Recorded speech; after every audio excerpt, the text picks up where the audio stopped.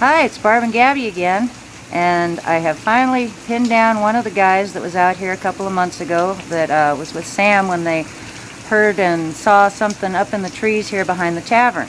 So I'd like to introduce you to Matt, and he's going to tell us about what happened that night. Yeah, so I was sitting out here after I got off work about 11 o'clock at night with a couple of friends, and we were having a conversation, and we could hear stuff happening, noise happening in these trees up here. And we casually just continued on with our conversations and kept talking, and then the noise became louder and more interesting sounding, if that makes sense. And so we stopped and kind of listened for a second and kind of focused our attention more over here again. And got up and walked over there, and one of the town locals over here was over there with a flashlight. That would be Sam? That was Sam. And when we got over there initially, and she was shining the flashlight at it, I could hear two or three different, from what I perceived as owls in the top of the trees. And when we got over there, they seemed to be aggravated and moving around. And there was a different sound. It sounded like a monkey. And as we got over there, they moved deeper into the woods, so we started following them. And you could hear them moving in the tops of the trees and branches cracking, and the owls definitely hooting more. And so we followed them into the woods about 300 feet, and there was 5 different owls, a good, 40, 50 feet apart, and something in the middle that sounded like a monkey. And it was a human vocalization, and they seemed to be following it or antagonizing it, or I don't know. But I've never really... So did you have the impression that they were all together as one group, or? That's how it seemed to be, yeah. Yeah. And after we followed it about 300 feet, I wanted to see what was going on, and I ran about 1/8 of a mile down the road to my house to get a headlamp, and I have a 200-meter spotlight headlamp, and I came out of my house to run back down here, and as I came out of my house about, into my front yard to walk down the road, the noise was happening right above me again. So I don't know if they had followed me or there was more, but yeah, they were outside my house 1/8 of a mile down the road. So it creeped you out a little? Yeah. And I don't write anything off.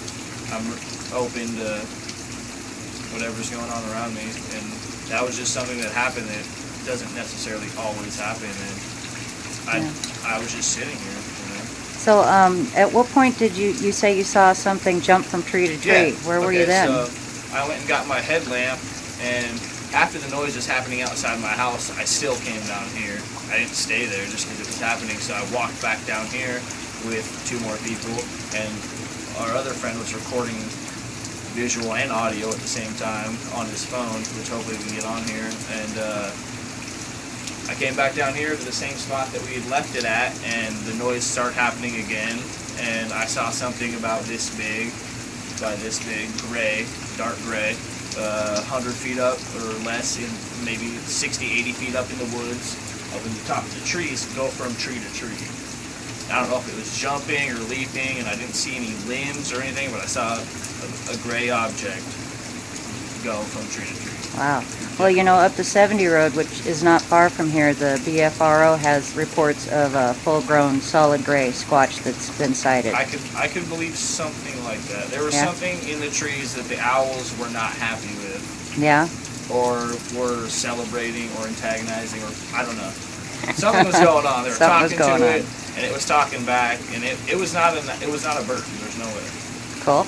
It was a humanoid vocalization, if that makes sense.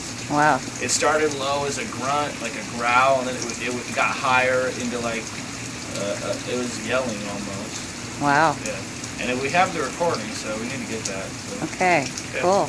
So about how much do you think it might have weighed? I would say 40 to 60 pounds. Wow. Yeah. Wow. Well, I found some small footprints out here before, so it could be from that one. I could believe that. Yeah. And I've seen them myself in the daylight, leaping from treetop to treetop. So there's something out here. Definitely. Yeah. Definitely. So how do you feel about it now? It just makes me kind of more aware. As I ski a lot, so I always kind of look around. Yeah. Well, there were some Tops reports of from up ridges. there last year too, from up at Crystal Mountain. Yeah. Footprints, or I don't know. Anyway, Cool. I think everything should be looked at. I think so too. Yeah, cool. Well, thanks for sharing this Thank with you. me.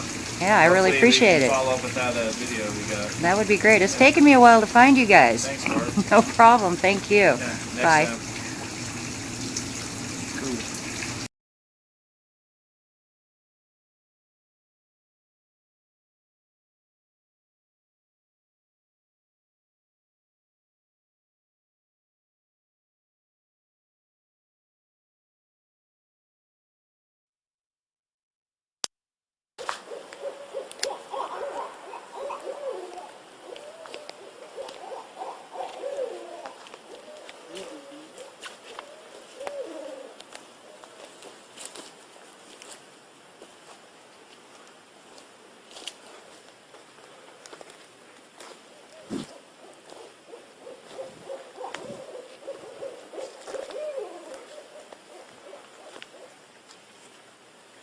Over here.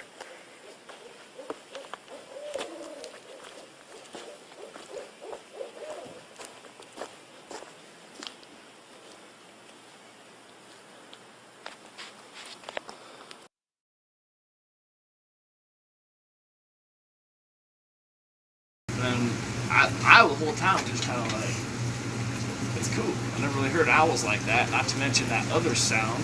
And people were like, what is that other sound? I was like, I don't know. And that's when we walked over there, and right away when Samantha was like, she was freaking out. Jared was like, or she said, Sasquatches fall, or the owls follow the Sasquatches, or something like that. And Jared was like, ding, recording instantly. And it was really good audio. The video was, shit, but the audio was like perfect. But yeah, it was, we got goosebumps for sure. Or I did. I know everyone else was like, whoa, what is that? Because it was too much of a change from the owls multiple to whatever that was around them. What you Jake heard? heard some yelling Really? a couple months, or like almost a year ago, I guess, when like something screaming. Oh, that Jake. Yeah, Jake Okay. Maines. 'Cause Yeah. I lived with him at that time, but I wasn't there when he heard that. Yeah, he told me about that. Yeah. He doesn't want to do an interview though. Nah. And Jake doesn't wake up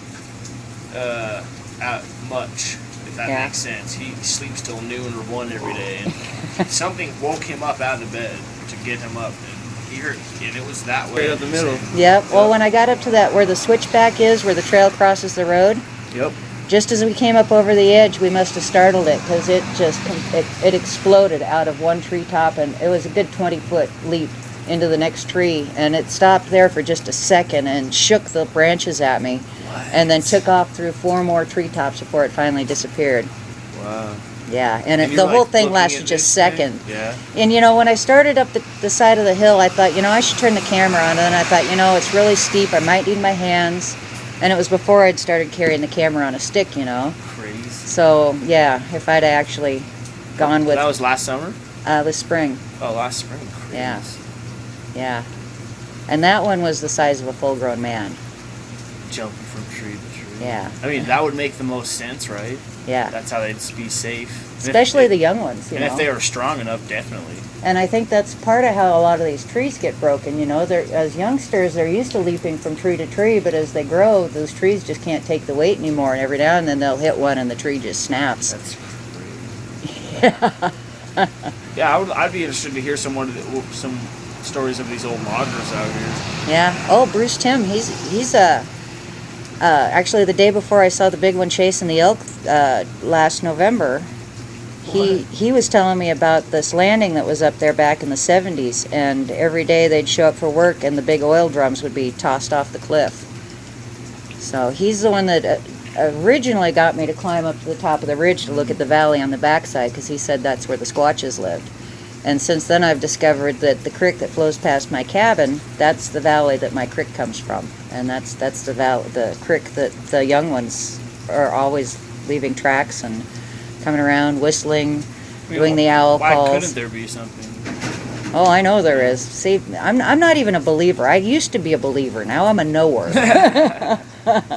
Yeah, I'm waiting on that. I mean, I believe, but I've seen some weird. I saw one other. You know, we talked about that story, but that was something that was like kind of opened my eyes. I was like, There's something weird going on. something is different out there, and like people talk about these things for a reason, and they're covered up for a reason. You know. Yeah. Yep. Seriously. Yep. It's cool.